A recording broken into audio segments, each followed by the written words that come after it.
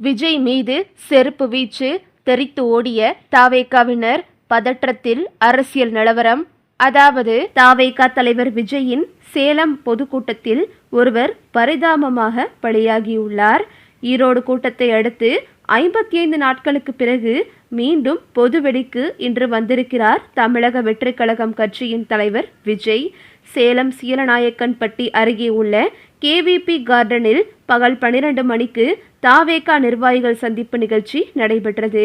QR குறியுடன் கூடிய நுழைவுச்சீட்டு அளிக்கப்பட்டுள்ள 4998 பேர் மட்டுமே நிகழ்ச்சியில் பங்கேற்க வேண்டும் என்று அறிவுறுத்தப்பட்டது.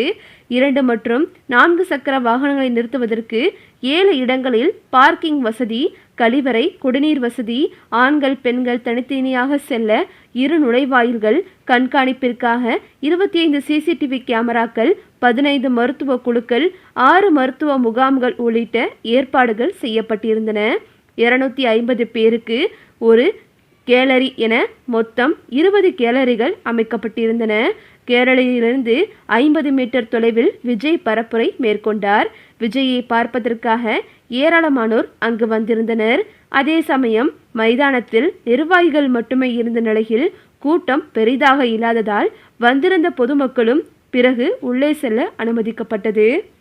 இவர் ஏற்கனவே கரூருக்கு அவர் சென்றபோது கூட்ட நெரிசலில் சிக்கி 41 பேர் பரிதாபமாக உயிரிழந்தார்கள். இதனையடுத்து சேலத்தில் நடந்த கூட்டத்தில் இன்று ஒருவர் உயிரிழந்துள்ளார். அந்த அதிர்ச்சி அடங்குவதற்குள் அதே கூட்டத்தில் இன்னொருவரும் உயிரிழந்து விட்டதாக தகவல்கள் வெளியாக ஆரம்பித்திருக்கின்றன. அரசியல் கட்சி ஆரம்பித்திருக்கும் விஜய் உங்கள் விஜய் நான் வரேன் என்கின்ற பெயரில் அரசியல் சுற்றுப்பயணத்தை ஆரம்பித்தார். அந்த பயணத்தில் கரூரில் ஏற்பட்ட கூட்ட நெரிசலில் சிக்கி 41 பேர் பரிதாபமாக உயிரிழந்தார்கள். அந்த சம்பவத்துக்கு விஜயின் அலட்சியம், தாமதமான வருகை, தாவேகாவினர் செய்த ஏனோதானோவென்ற ஏற்பாடுதான் காரணம் என பலரும் குற்றம் சாட்டி வருகின்றனர்.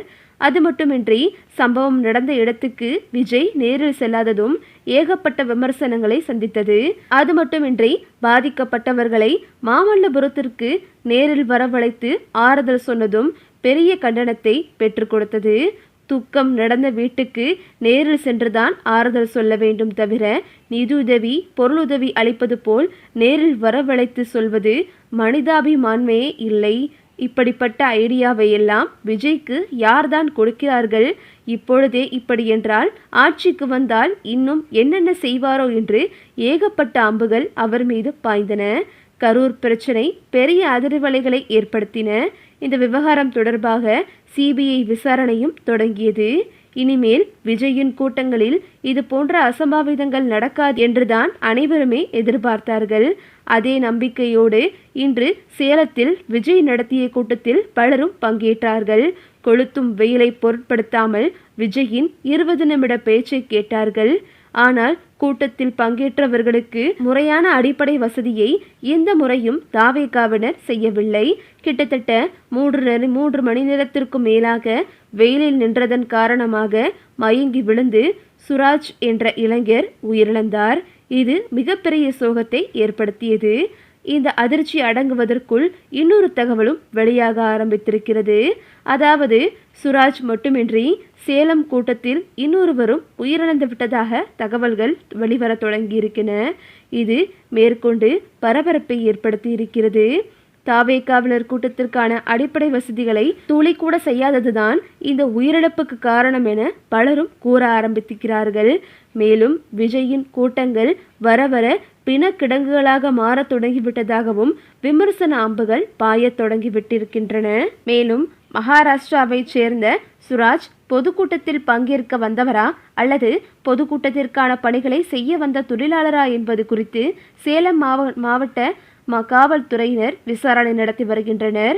இந்த நிலையில் மாரடைப்பால் சூரஜ் மரணமடைந்தது வேதனை அளிக்கிறது என குறிப்பிட்டு தாவேகா நிர்வாகி CTR நிர்மல்குமார் இரங்கல் தெரிவித்திருந்தார்.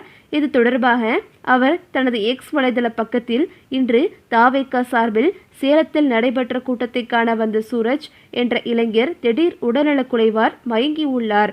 அவருக்கு உடனடியாக முதலுதவி செய்யப்பட்டு கழக நிர்வாகிகள் சரியான நேரத்தில் மருத்துவமனைக்கு கொண்டு சென்றனர்.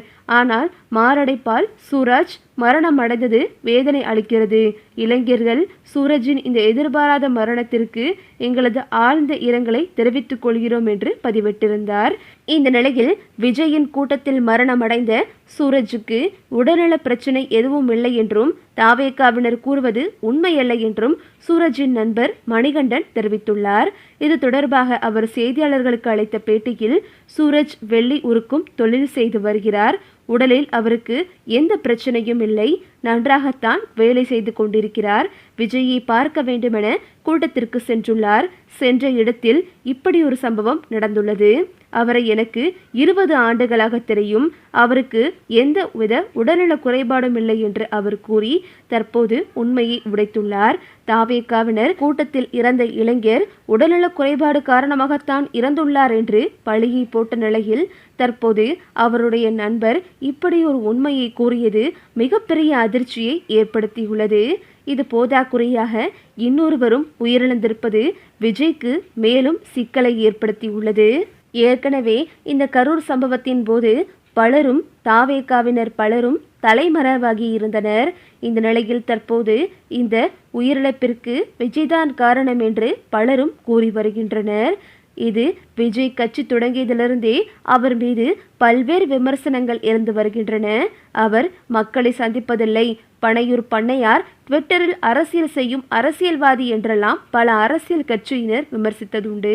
அதிலும் கரூர் கூட்ட நெரிசல் சம்பவத்தில் 41 பேர் பலியான போது அந்த இடத்தை விட்டு விஜய் ராக்கெட் வேகத்தில் சென்னை வந்து சேர்ந்தது அவரது மனிதநேயத்தை வெளிச்சம் போட்டு காட்டியிருக்கிறது என்று பலரும் கூறினர். அதன் பிறகு 3 நாட்கள் கழித்து அறிக்கையை வெளியிட்டது. 22 நாட்கள் கழித்து வெளியே வந்தது.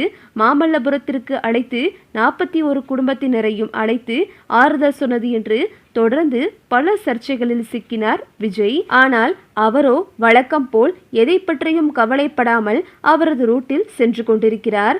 இதுபோல் தூத்துக்குடி மாவட்ட பெண் நிர்வாகி அஜிதா ஆக்னேல் தனக்கு பதவி கொடுக்காததால் விஜயின் காரை மறித்து முறையிட சென்றார். ஆனால் விஜய் அவரை ஒரு பெண் என்றும் கூற பாராமல் உதாசீனப்படுத்திவிட்டு சென்றார்.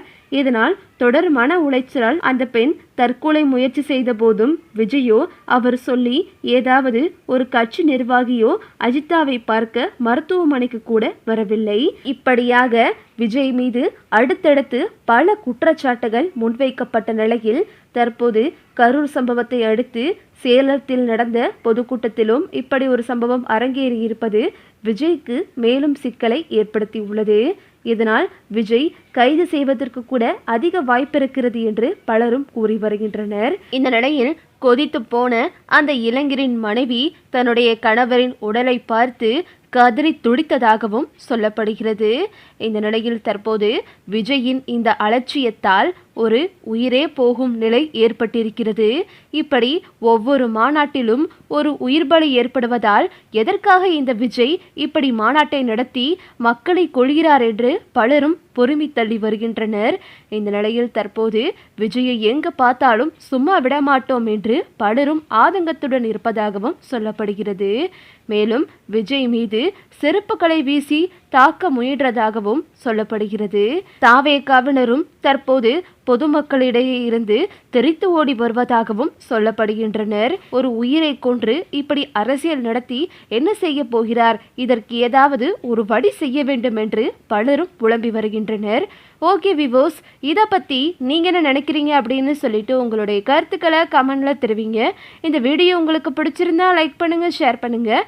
மறக்காமல் நம்ம சேனலை சப்ஸ்கிரைப் பண்ணிக்கோங்க. தேங்க்ஸ் ஃபார் வாட்சிங்.